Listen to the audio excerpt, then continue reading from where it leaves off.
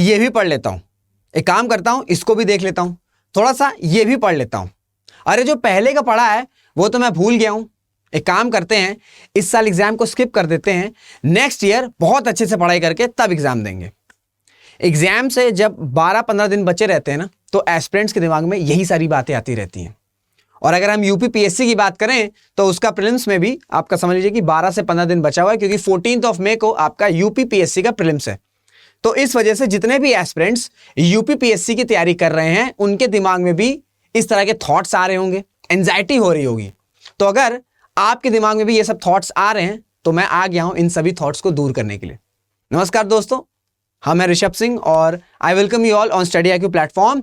और इस वीडियो में मैं डिस्कस करूंगा कि जो बचे हुए 12 से 15 दिन हैं इसमें आप किस तरीके से अपनी स्ट्रैटेजी प्लान करोगे, ताकि जब आप 14 मई को यूपीपीएससी का प्रीलिम्स देने बैठो तो आप एग्जाम इजीली क्वालिफाई कर सको। क्योंकि अगर हम बात करें 12 से 15 दिनों के बीच में ये जो टाइम पीरियड होता है ना, इसमें बहुत ज्यादा लोग पैनिक हो जाते हैं, जो एस्पिरेंट्स होते हैं बहुत ज्यादा पैनिक हो जाते हैं, बहुत ज्यादा एंजाइटी में रहते हैं और समझ नहीं आता है कि क्या चीजें पढ़ें, किस तरह से पढ़ें, कैसे रिवाइज करें, कितनी बार रिवाइज करें। क्योंकि बहुत से लोगों को लगता है कि यार अब तो सिर्फ 10-12 दिन या 15 दिन ही बचे हैं तो अब कोई मतलब है नहीं, क्या ही हो जाएगा। मैं आपको बता रहा हूं कि अगर आपने 10 से 12 दिन, ये जो 15 दिन बचे हुए हैं 10 से 15 दिन, अगर आपने इसको अच्छे से यूटिलाइज कर लिया तो आपकी प्रिपरेशन बहुत अच्छी एनहांस हो सकती है। तो इस वजह से ये जो 12-15 दिन है इसको बिल्कुल भी लाइट मत लीजिएगा। और मैं जो बताऊंगा अगर उस तरह से आप कोशिश करेंगे वो चीज इंप्लीमेंट करने की, तो हो सकता है कि जो आपकी प्रिपरेशन है या जो आपका रिजल्ट है वो थोड़ा सा एनहांस हो सकता है। देखिए कोई भी चीज की गारंटी नहीं होती है, पर हाँ मेरी कोशिश रहेगी, जो मेरा एक्सपीरियंस है, जिस तरह से चीजें हो सकती हैं वो मैं आपको प्रैक्टिकल वे में बताने की कोशिश करूंगा। तो आप सबको पता है कि अगर हम प्रीलिम्स की बात करें, अगर हम यूपीपीएससी के प्रीलिम्स की बात करें तो 14 मई को आपका प्रीलिम्स है, ठीक है, 14 मई को आपका प्रीलिम्स है।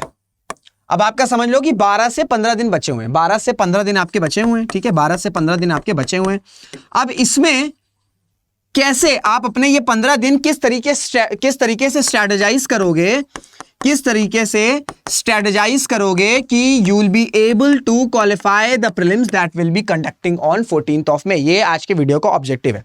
अब देखो, सबसे पहले चीज तो ये मैं बोलूंगा, ये 12 से 15 दिन जो बचे हैं इसमें कोई भी नई चीज मत पढ़ना भाई, इसमें कोई भी नई चीज बिल्कुल मत पढ़ना, कुछ भी नया मत पढ़ना। क्योंकि जितना आपने पढ़ा है, जितना आप पढ़ चुके हैं, ठीक है, जितना आप पढ़ चुके हैं वो मैक्सिमम है, वो सफिशिएंट है। क्योंकि क्या होता है कि ये जो एग्जाम है ना इसमें जीएस है और जीएस का सिलेबस एंड नहीं हो सकता है। तो आप कभी भी कॉन्फिडेंटली ये नहीं कह सकते हो कि भाई मैंने हर चीज पढ़ ली है। इवन जो एग्जाम क्वालिफाई करते हैं ना वो भी हर चीज कोई नहीं पढ़ सकता है, वो सब भी हर चीज नहीं पढ़ते, पर जो चीज पढ़ते हैं उसे कंसोलिडेट करना, उसे अगर आपको कंसोलिडेट करना या कंसाइज करना आ गया तो आप आसानी से कोई भी एग्जाम क्रैक कर सकते हो, कोई भी, चाहे यूपीएससी हो चाहे यूपीपीएससी हो। अभी हमारा फोकस यूपीपीएससी पे है, तो इस वजह से जो भी चीज पढ़ चुके हो आप पिछले 1 साल से, 1.5 साल से, जब से आप प्रिपरेशन कर रहे हो, जितनी चीजें आप पढ़ चुके हो सिर्फ उसको आपको प्रैक्टिस करनी है, उसको आपको प्रैक्टिस करनी है। You have to practice and you have to revise, that's it. तो सबसे इंपॉर्टेंट चीज मैं बोलूंगा कि भाई कोई भी नई चीज मत पढ़ना। पता लगा कोई भी नई बुक उठा के बैठ गए, ठीक है, कोई ऐसा सब्जेक्ट उठा के बैठ गए जो आपने नहीं बहुत टाइम से टच किया है, तो वो प्लीज ऐसी चीजों को अवॉइड करिएगा। क्योंकि 15 दिन में, 12 दिन में आप कोई नई चीज को पढ़ लें, समझ लें, रिवाइज कर लें, ये चीज हो नहीं सकती है। तो इस वजह से सबसे इंपॉर्टेंट चीज कि ये जो 12 से 15 दिन बचे हैं इसमें भाई आपको अपने कोर सब्जेक्ट्स को रिवाइज करना है, कोर सब्जेक्ट्स को रिवाइज करना है। और कम से कम 1 से 2 बार, कम से कम 1 बार तो करना ही करना है। अगर आप अपनी पेस अच्छी रखते हो तो अगर 2 बार आप रिवाइज कर ले रहे हो तो ये काफी अच्छा हो जाएगा। क्योंकि आपने अगर 2 बार रिवाइज कर लिया है तो आप पूरी तरीके से जो भी चीजें पढ़े हैं वो आपके दिमाग में फ्रेश रहेगी और एग्जाम में जब आप एग्जामिनेशन हॉल में बैठोगे तो आप चीजों को कोरिलेट कर सकोगे, ठीक है, उन्हें याद कर पाओगे। तो इस वजह से सबसे इंपॉर्टेंट चीज यह है कि 15 दिनों में, 12 से 15 दिनों में कम से कम 1 बार तो करना ही करना है, एटलीस्ट 1। और अगर 2 बार कर लेते हो तो ये मोर देन इनफ हो जाएगा। मतलब 1 से 2 बार आपको अपने कोर सब्जेक्ट्स को रिवाइज करना है। और भाई कोर सब्जेक्ट्स क्या क्या हैं? कोर सब्जेक्ट्स कौन कौन से हैं आपके? कोर सब्जेक्ट्स कौन कौन से हैं? हिस्ट्री हो गया, हिस्ट्री हो गया, वेरी इंपॉर्टेंट। इसमें तीनों की मैं बात कर रहा हूं, ancient, medieval and modern. Focus modern history पे करना, मॉडर्न हिस्ट्री के बाद एशियंट को रिवाइज करना, एशियंट के बाद मिडीवल पे, ये क्रोनोलॉजी है। इसके बाद मूव करना साइंस, साइंस इंपॉर्टेंट है।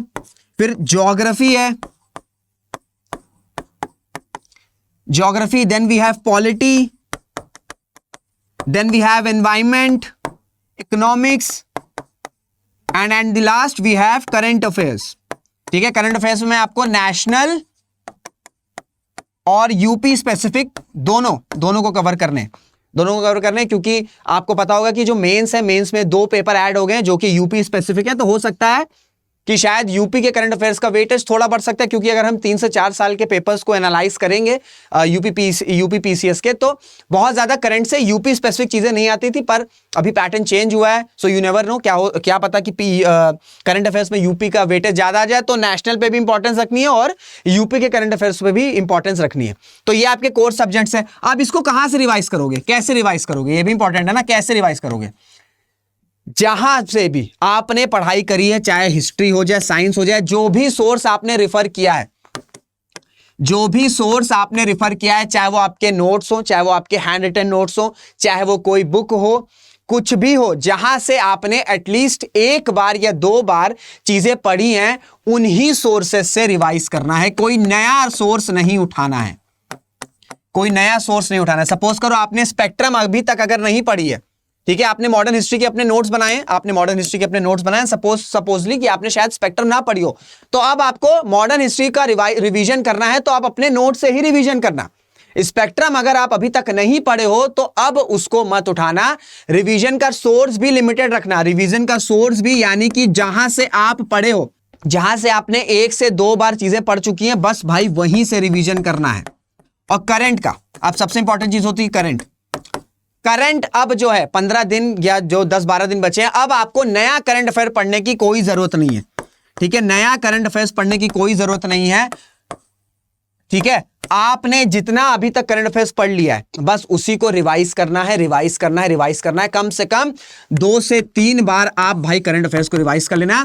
और मेरी आपसे ये वो उसे क्या कहते हैं, हाँ, एक चीज मैं आपको बताऊंगा कि दिसंबर से लेके, ठीक है, दिसंबर भी नहीं, नवंबर से लेके अप्रैल, नवंबर 2022 से लेके अप्रैल 2023 तक के करंट को तो सबसे पहले प्रायोरिटी देना। उसके बाद फिर अक्टूबर से लेके आपका अप्रैल तक। तो पहले क्रोनोलॉजी कैसे रिवाइज करोगे? करंट अफेयर्स की क्रोनोलॉजी क्या रहेगी? करंट अफेयर्स की क्रोनोलॉजी ये रहेगी कि पहले आप नवंबर 2022 से लेके अप्रैल 2023 से करंट अफेयर्स को रिवाइज करोगे। उसके बाद अक्टूबर 2022 से लेके अप्रैल 2022 तक के करंट अफेयर्स को आप रिवाइज करोगे। और कम से कम 1 से 2 बार इन 12 से 15 दिनों में आपको रिवीजन करना है, चाहे वो कोर सब्जेक्ट हो, चाहे वो आपका करंट अफेयर्स ही क्यों ना हो। दोनों चीजों को साथ में लेके चलना है। और अगर आपने अभी तक करंट अफेयर्स नहीं रिवाइज किया है, तो अब वो समय आ गया कि अब आपको करंट अफेयर्स नया पढ़ना बंद कर देना है और आपको सिर्फ और सिर्फ जितने करंट अफेयर्स आपने पढ़े हैं वो आपको पढ़ना है। और प्रायोरिटी में आपको रिवीजन करना है पहले नवंबर 2022 से लेकर अप्रैल 2023 तक, क्योंकि इसमें से chunk of the current affairs से एग्जाम्स में पूछे जा सकते हैं। उसके बाद अक्टूबर 2022 से लेकर अप्रैल 2022 तक। तो ये आपका करंट अफेयर्स हो गया, साथ ही साथ आपके कोर्स सब्जेक्ट्स हो गए। तो 12 से 15 दिन में आपको सिर्फ 2 बार रिवीजन करनी, दैट्स इट।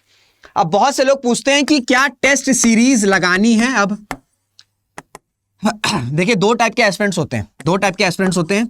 एक, जिन्होंने टेस्ट सीरीज लगाई होगी, अब तक उन्होंने लगा लिया होगा, क्योंकि अब 10 दिन बचे हुए हैं, तो अब अभी जो सीरियस एस्पिरेंट्स है उन्होंने टेस्ट सीरीज लगाई होगी। तो जिन्होंने टेस्ट सीरीज लगा दी है, अब आपको क्या करना है? अब आपको इस टेस्ट सीरीज में, इस टेस्ट में जितने भी आपने टेस्ट दिए, कहीं से भी आपने जो टेस्ट दिए हैं, अब आपको सबसे पहले तो उन टेस्ट को रिवाइज करना है, और साथ ही साथ आपको इन टेस्ट को, अपने टेस्ट को एनालाइज करना है। ठीक है, अपने इन टेस्ट को एनालिसिस करना है, इन टेस्ट की एनालिसिस करना है। सपोजली अगर आपको लग रहा है कि आपने जो टेस्ट दिए हैं उसमें आपकी एलिमिनेशन टेक्निक शायद उतनी अच्छी नहीं है, उतनी अच्छी नहीं है, तो आपको ये एनालिसिस करनी है कि हाँ भाई मेरी एलिमिनेशन टेक्निक वीक है, तो मुझे अपने एलिमिनेशन टेक्निक पे काम करनी है। और अगर आपको लगेगा कि 14th ऑफ मई तक भी मेरी जो एलिमिनेशन टेक्निक है शायद उतनी अच्छी नहीं है, तो वो चीज आप एग्जाम में भी अटेम्प्ट करने से रोकना। भाई टेस्ट सीरीज का मतलब क्या होता है? टेस्ट सीरीज का मतलब ये नहीं होता है कि आप जो है मार्क्स गेन कर रहे हो या नॉलेज गेन कर रहे हो। टेस्ट सीरीज का मेन मोटिव होता है, मेन ऑब्जेक्टिव होता है कि जब आप एग्जाम में बैठो तो उससे पहले आपने उस तरह की जो भी एक्टिविटीज आप रियल एग्जाम में करोगे, ठीक है, चाहे गेस वर्क हो जाए, चाहे एलिमिनेशन टेक्निक हो जाए, आपको पता होगा कि हाँ यार मेरी एलिमिनेशन टेक्निक अच्छी है क्योंकि मैंने इतने सारे टेस्ट दिए हैं, उसमें मेरी जो एलिमिनेशन टेक्निक रही वो अच्छी रही है, तो इस वजह से मैं रिस्क ले सकता हूं रियल बेस एग्जाम में। और अगर आपको लग रहा है कि टेस्ट सीरीज में मेरे एलिमिनेशन टेक्निक्स अच्छे नहीं गए थे, तो आप अपने आप को रोकिएगा, कोशिश ये करिएगा कि कम से कम क्वेश्चंस को आप थ्रू एलिमिनेशन लेके जाएं। तो टेस्ट सीरीज अभी जिन्होंने नहीं लगाई है अब मत लगाना, क्योंकि अब आप पे अगर अब आप लगाओगे तो बहुत ज्यादा हौच पौच मच जाएगी। जिन्होंने, मैं ये उम्मीद करता हूं कि जो भी सीरियस एस्पिरेंट्स हैं उन्होंने अभी तक ठीक ठाक अमाउंट ऑफ टेस्ट लगाए होंगे, तो अपने टेस्ट को रिवाइज करो।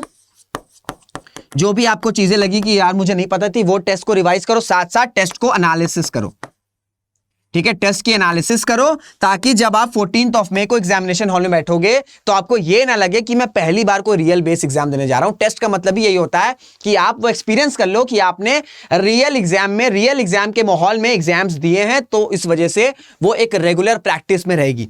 तो आपको क्या करना है इन 12 से 15 दिनों में, मैं फिर से कंसोलिडेट कर देता हूं। आपको कोई नई चीज नहीं पढ़नी है, कोई नई चीज नहीं पढ़नी है, ठीक है, चाहे वो स्टैटिक हो चाहे वो करंट हो, कोई करंट अब नहीं पढ़ना है।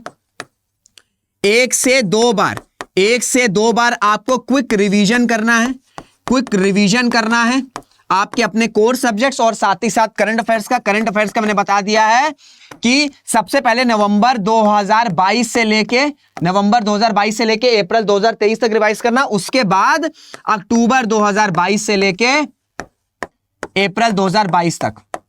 और साथ ही साथ जिन्होंने टेस्ट दिए हैं उस टेस्ट में रिवाइज करो, उन सभी टेस्ट को रिवाइज करो, और साथ ही साथ उन टेस्ट की एनालिसिस को भी समझो।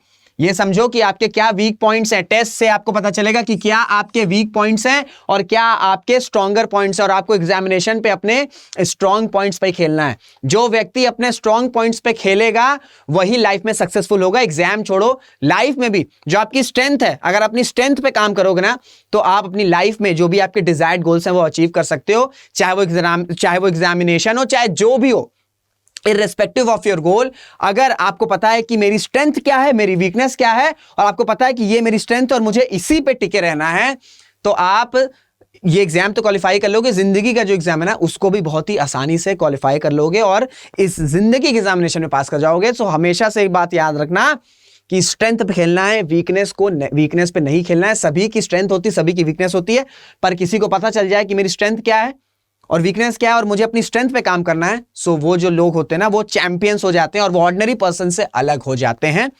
तो ये आपका 12-15 दिन का पूरा मैंने आपको एक quick strategy video quick strategy बताई कि आप किस तरीके से अपने 12 से 15 दिन अप्रोच कर सकते हो। और इन 15 दिनों में या 12 दिनों को लाइटली मत लेना, इसमें जी तोड़ तरीके से रिवीजन करना, क्योंकि इस 12-15 दिन में बहुत से एस्पिरेंट्स जो होते हैं बहुत अच्छी तैयारी करते हैं, पर कॉन्फिडेंस लूज हो जाता है और इस दौरान वो ग्रिप आउट कर देते हैं, ग्रिप को लूज कर देते हैं, और बहुत से लोग तो एग्जामिनेशन हॉल तक भी नहीं जाते हैं। तो ये टाइम ऐसा है कि आप अगर फिनिशिंग लाइन से थोड़ा पीछे हो, तो अगर इसमें थोड़ा सा अपना गियर बढ़ाओगे तो आप फिनिशिंग लाइन क्रॉस कर सकते हो।